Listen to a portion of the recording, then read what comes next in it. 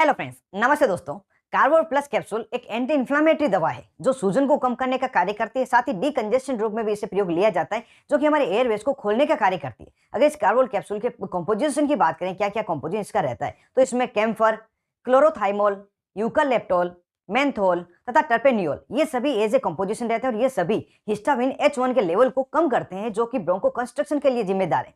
और इसके साथ यह म्यूकस को भी पतला करता है जिससे कि नाक में से म्यूकस जल्दी निकल सके, साथ ही खांसी के साथ में जो बलगम है म्यूकस है बाहर आ सके। और इसमें जो मैंथोल तथा यूकेलिप्टोल है ये दोनों ही कूलिंग सेंसेशन का कार्य करते हैं। अगर इसमें कार्बोल प्लस कैप्सूल के प्राइस की बात करें कितने रुपए मिल जाता है, तो ये 10 कैप्सूल की एक स्ट्रिप पैकिंग में आता है। तो इसकी जो एक ही स्ट्रिप है लगभग 75 से 76 रुपए की एमआरपी में आपको मिलती है। मतलब प्रति जो कैप्सूल है आपको 7 से 7.5 रुपए मिल जाता है। अब इस कार्बोल प्लस कैप्सूल के यूजेस को जान लेते हैं। मेडिसिनल इसकी यूजेस क्या क्या है, तो जैसा कि एंटी इन्फ्लामेटरी तथा डीकंजेस्टेंट प्रॉपर्टी रखने वाला कैप्सूल है, तो इसका प्रयोग एयरवेज के पासेज को क्लियर करने के लिए लिया जाता है। जैसे यदि किसी व्यक्ति के नाक में म्यूकस जम गया हो जिस कारण से व्यक्ति को प्रॉपर रूप से सांस नहीं आ पा रही हो, ज्यादा सांस नहीं आने के कारण उसका सिरदर्द भी होने लग गया हो, तो उस म्यूकस को नाक से हटाने के लिए, उस ब्लॉकेज को खोलने के लिए यह कैप्सूल प्रयोग लिया जाता है। किसी व्यक्ति को जुकाम लगा, बड़े लंबे समय से उसका सिरदर्द हो रहा है, नाक के साथ में चेस्ट में उसको जमा हो गया, तब इसका प्रयोग लिया जा सकता है। किसी व्यक्ति को वेट कफ, काफी लंबे समय से काफी मेडिसिन लेने से वो कफ जल्दी बाहर नहीं आ रहा हो, तो उस कफ को जल्दी बाहर निकालने के लिए इस कार्बोल प्लस कैप्सूल का प्रयोग लिया जा सकता है। कोई पेशेंट है जिसको साइनोसिटिस नाम की बीमारी है जिसमें हमारे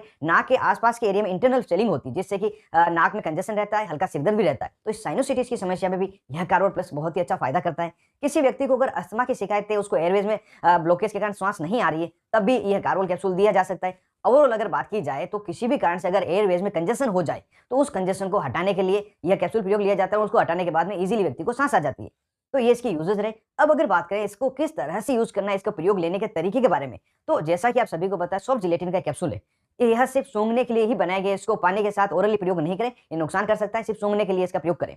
जब भी इस कैप्सूल को आप स्ट्रिप से बाहर निकालते हैं तो इसकी एक साइड में पतला हिस्सा होता है, एक साइड में मोटा हिस्सा होता है। जो पतला हिस्सा है उसको कैंची की सहायता से काट दें और जो इसमें लिक्विड है, जो उबला हुआ पानी है, उसमें इसे डालें। पानी में डालते हैं इसकी वेपर्स आएगी और वेपर्स के साथ जो इसमें दवाइयां मिलेगी वो आएगी, तो उस वेपर्स को आप सूंघें, सूंघने से ये आपके शरीर में जाएगा और अच्छा असर करेगा। यह सूंघने के लिए आप नेबुलाइजर मशीन का प्रयोग कर सकते हैं, या आपके पास नेबुलाइजर मशीन नहीं है तो किसी भी बर्तन में गर्म पानी ले, उसमें एक कैप्सूल डाल दें और अपने मुंह को उस बर्तन के ऊपर जिस तरह से पिक्चर में दिखाया गया रखें और टवल से ढक लें, जिससे जो भी वेपर्स आएगी वो आपकी नाक में चली जाएगी। लेकिन यहाँ पे एक समस्या होती है, जब भी हम वेपर्स को इस तरह से लेते हैं तो हमारे चेहरे पर बहुत ही ज्यादा गर्म महसूस होता है, क्योंकि जो गर्म पानी है उसकी वेपर्स गर्म होती है। तो इसके कारण कई जो व्यक्ति इस तरह से इसको नहीं ले पाते, तो वह व्यक्ति इसको अलग तरीके से ले सकते हैं। वह तरीका ये है कि इस कैप्सूल को आप अपने रुमाल पर फोड़ कर लगा लें, उसमें गीला हो जाएगा, उसको धीरे धीरे सूंघ सकते हैं। इसके अलावा कोई टिश्यू पर आप ले सकते हैं, किसी कपड़े भी आपको इसको लेके लगा सकते हैं। और इसके अलावा यदि आप इस कैप्सूल का प्रयोग ओवरनाइट करना चाहते हैं, एक बार लेने पर आपको ज्यादा अच्छा असर नहीं मिल रहा है, तो जो आपका नाइट सूट है उसमें लगा सकते हैं। इसके अलावा पिल्लो पे लगा सकते हैं और जो ब्लैंकेट जिसको आप ओढ़ते हैं उस पर आप लगा सकते हैं। लेकिन यहाँ पर एक बात ध्यान रखें, जब आप इन पे इसको लगाते हैं तो ज्यादा चांसेस होते हैं कि इसका जो लिक्विड है आपकी आंखों के टच में या आपकी स्किन के टच में आए तो आपको ज्यादा सेंसेशन की दिक्कत हो सकती है।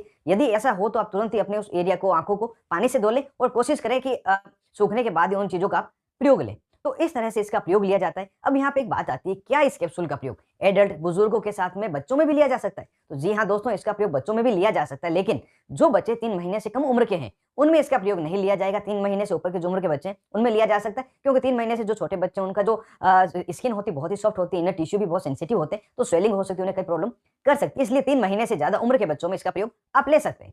अब वीडियो के लास्ट में जान लेते हैं इसके क्या क्या साइड इफेक्ट होते हैं। हालांकि इसके ज्यादा साइड इफेक्ट नहीं देखे गए, फिर भी यदि किसी व्यक्ति को इसके साइड इफेक्ट होते हैं तो व्यक्ति को एयरवेज में इरिटेशन हो सकती है, जलन महसूस हो सकती है और किसी किसी को नाक में सूजन भी आ सकती है। ये कुछ तरह के साइड इफेक्ट हो सकते हैं। यदि ये हो, थोड़े बहुत हो तो ठीक है, लेकिन जब बहुत ही ज्यादा हो जाए तो एक बार अपने डॉक्टर से कंसल्ट कर लेगी, जिससे बड़ी किसी समस्या का सामना आपको नहीं करना पड़े, प्रॉपर ट्रीटमेंट आपको दिया जा सके। तो ये छोटी सी जानकारी थी कार्बोल प्लस टेबलेट के बारे में जो आपके लिए जानना आवश्यक थी।